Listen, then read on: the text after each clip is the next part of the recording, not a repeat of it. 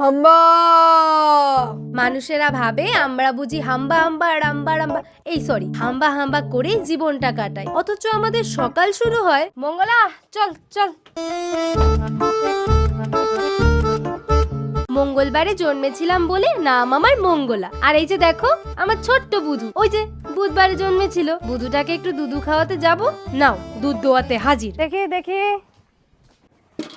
আমি কিন্তু বাবু খাঁটি দুধই দিই, মাঝে ওই জল টল মিশে যে মিশ্রণটা তৈরি হয় তাতে দুধ ও জল পরস্পরের সমানুপাতিক। আজকে মঙ্গলাটা একদম দুধ দিল না গো, ওই 5 পোয়া মতো হবে।